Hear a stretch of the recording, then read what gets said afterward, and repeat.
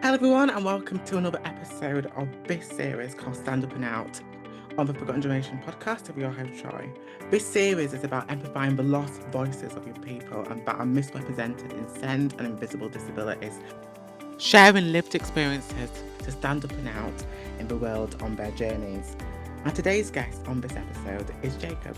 Would you like to introduce yourself, who you are, age, and what is one word that describes you and your disability to the listeners? Hi, my name is Jacob. I'm from Barnsley, which is in South Yorkshire.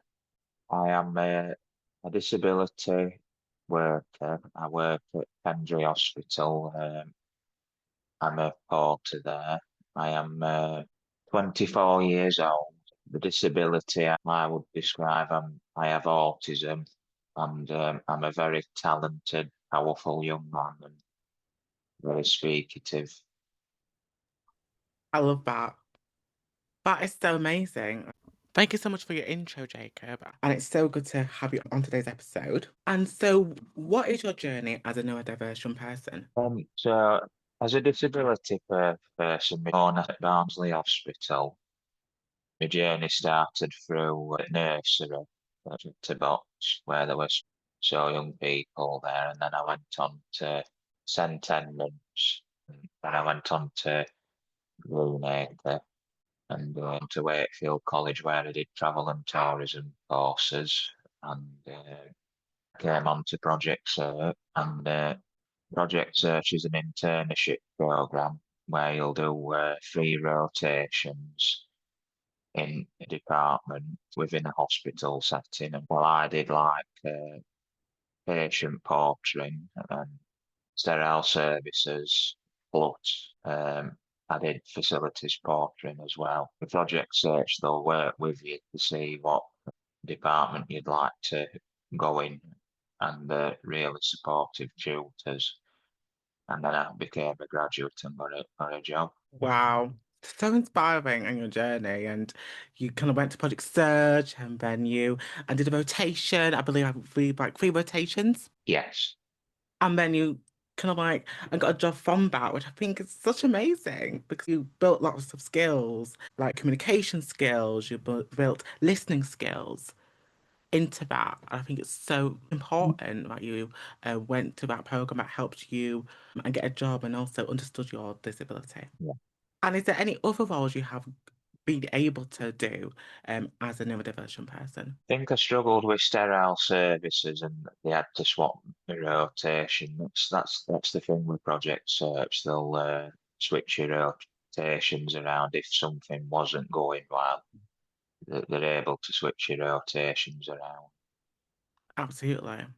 Because I believe you got like an ambassador role as well being part of and the Kids Charity UK Youth Advisory Board. You've also an ambassador for something else, I believe. Yes, so I'm part of a Youth Futures Foundation, which is like part of the Future Voices group, and I talk about employment campaigns, and we did another video with them about employers and how they should hire people. And this term we're working on, because it's split into like term one, term two.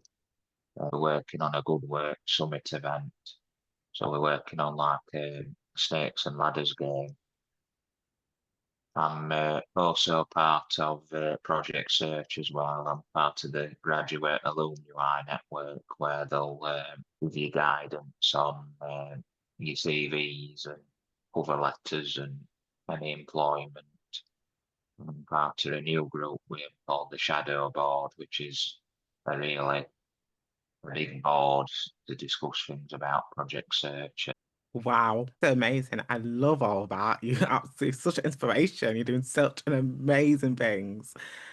And you should be so proud of yourself. And who has inspired you to make a difference in your community as a neurodivergent person? I think my mum has made me a difference because she's brought me up to be a sensible young man. You'll get a lot of people out there who might have a terrible upbringing, but if you get the right support, you know, you, I might have had a troubled past, but if you get the right support, you'll bring yourself up to the person you're meant to be. I love that. I'm so glad that your mum inspired you to make a difference. I think that is so empowering. Has there been personal barriers, experiences you faced in your journey?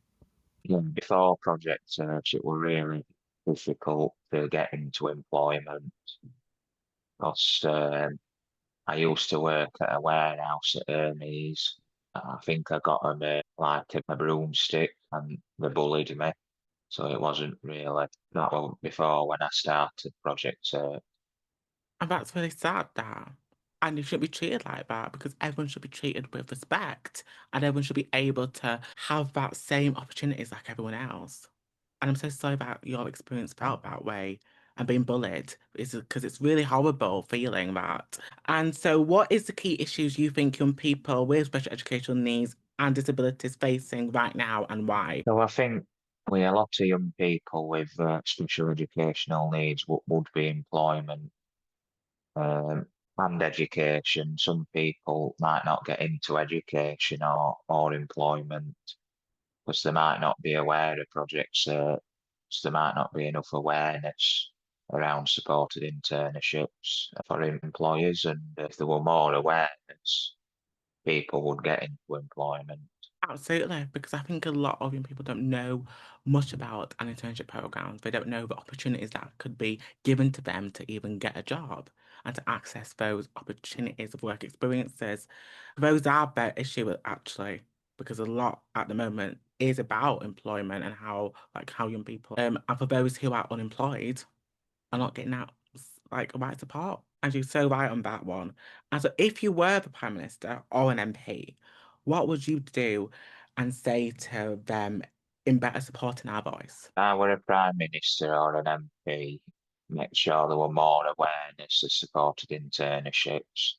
So I'd probably go out to local communities and things like that and work with the host business to work with Project Search first with the host business to see if they can offer Project Search supported internships because a lot of project, I think with the sites with Project Search, there's about 200, so there's not enough around the country. And then I'd work like in community centres and things like that to make the awareness of the programme. I love that. I think that would be good if you're the Prime Minister to do that, like community centres and really getting young people's voices heard in internship programs. And would you also make things better for the education system as well to make it more inclusive and to help those young people who are neurodiverse to have that support and have that voice? So I would really support young people within education because some think it'd be very rare, but some people might not have an EHCP plan, so they might not get into education, even if depending on what sort it might depend on the disability. So I'd make the EHCP more eligible to apply for, so people can get into education because people deserve an education. Absolutely, I couldn't agree more with you on that one. You would be a great Prime Minister. What would be your one piece of advice to a young person wanting to stand up and out but don't know how to?